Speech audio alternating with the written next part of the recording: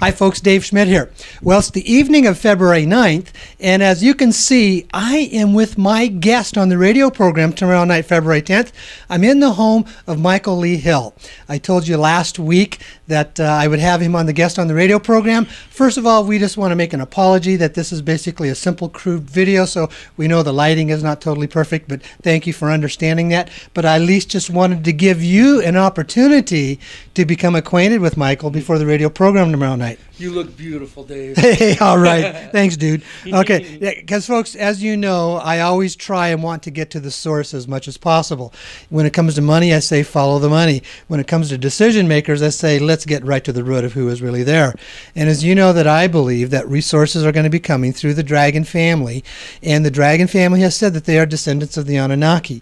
Well, if I wanted to get to the root of who is basically in touch with the core rulers of the Anunnaki, I'm sitting here tonight with the gentleman who does that. Because, Michael, you have said yourself, not only have you said it, but it's been on a program that you were on the History Channel where they sent you to Harvard University in Boston to have your blood tested. And it came back pretty abnormal. They basically, if I remember you saying, you're hardly even human.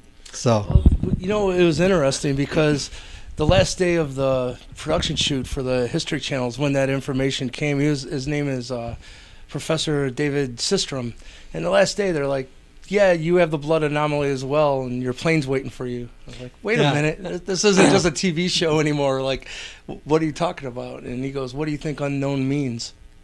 And so that was the beginning of all of this unfolding, because it wasn't long after that that the Anunnaki came and met me face to face and said, we want to talk to you about this blood issue that was released on the History Channel. And they told me that I was part of a bloodline called the Nephilim, and at that point that made no sense to me whatsoever. But this has all been new to you just in the last 7-8 years, hasn't it? Yeah 2008. You know, I had been seeing these UFOs over Lake Erie and came into contact with them, actually.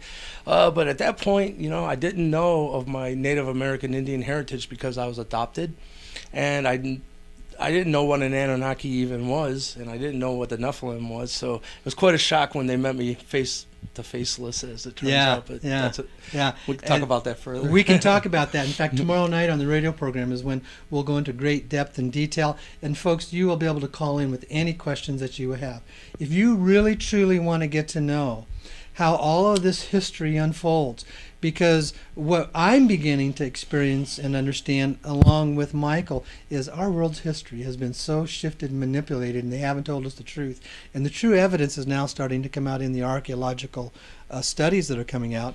And we're going to be finding not only do the Anunnaki have their traces back to areas of, you know, the Middle East and in Egypt, but we're also finding there's history of them right here in the United States. Yes. I'll just say this. I'm in your home state in Ohio, and I'll leave it at that if you want to go into the detail on the location. And we can do that on the radio program. But there will be new history that's going to start coming out.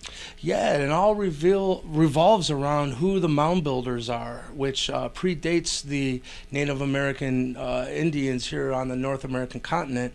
And what we're finding out, and through many different sources, DNA testing through haplogroup X2A, my own bloodline, it comes in through the Native American Indians. And so a lot is going to be revealed on who the mound builders truly are.